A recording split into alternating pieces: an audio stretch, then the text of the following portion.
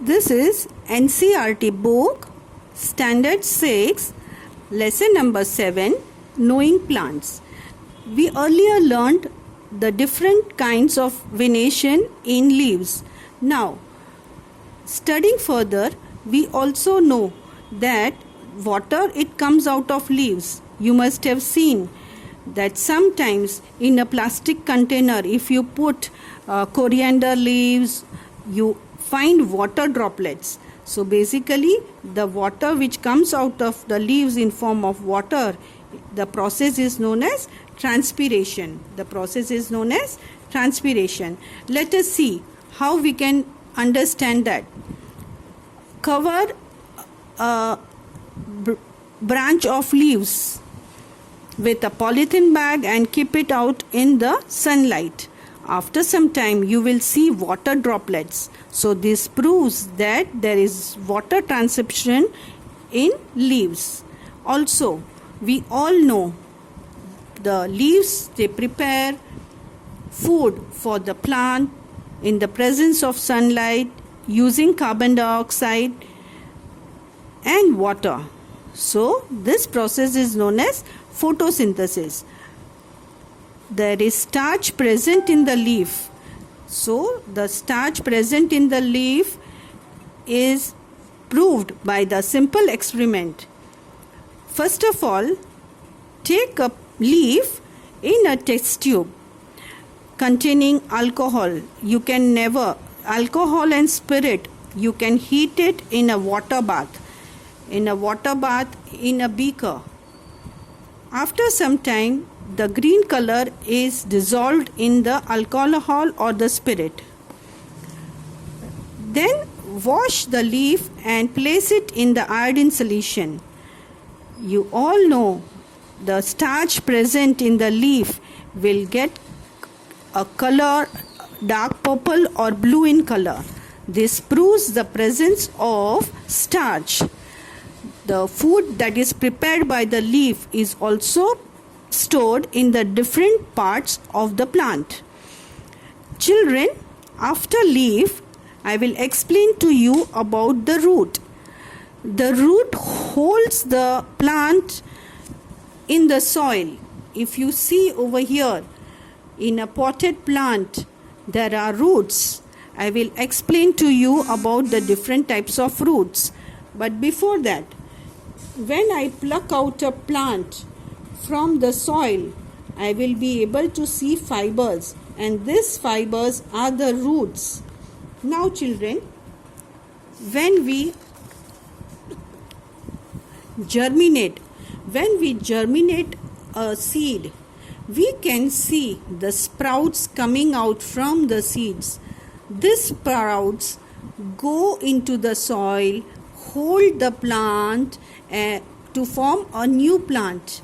You can see the roots which are sprouted. One part goes into the soil to form the root system. The another part becomes the shoot system which grows into a plant. Now, there is a relation between the reticulate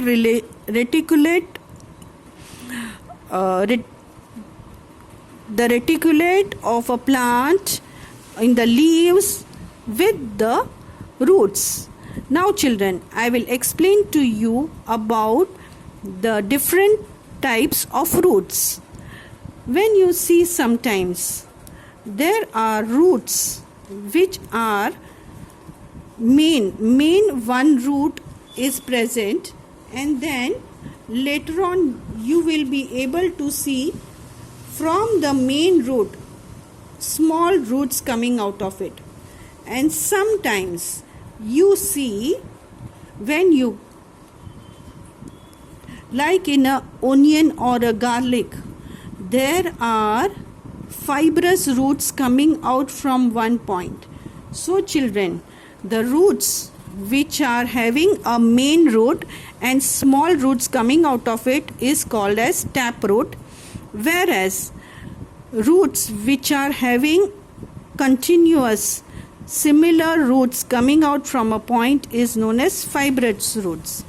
Now children, we have learned the two kind of venation, reticulate venation and parallel venation. So in grasses like this, where there is parallel venation, this parallel venation has roots which are in form of fibers. All the grains like maize, wheat, which are having leaves in parallel venation. Can you see this parallel venation? These are parallel venation. So parallel venation has fibrous roots, whereas the leaves which are having reticulate venation, will have taproot. Taproot means a main root and roots coming out of it. Now children, we can differentiate the type of roots by just seeing the leaf, the type of leaf. Whether it is reticulate venation, the root will be taproot, and parallel venation, the root will be a fibrous root. Now children, you must have also known about the different parts of a plant where there are flowers.